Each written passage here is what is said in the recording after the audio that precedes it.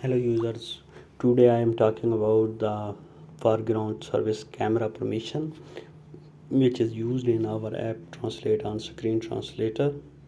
This permission is used for optical character recognition, which is also known as OCR, to extract text from images or camera input for the translation purpose.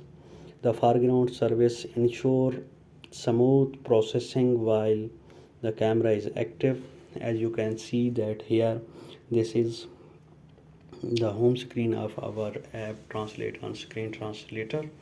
As you can activate this, it's a floating bubble service, and exit from the app. As you can see that here, this is the camera screen,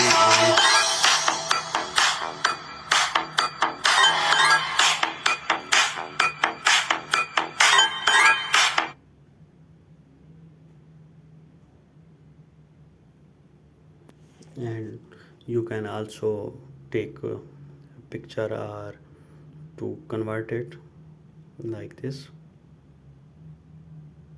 and to translate quickly.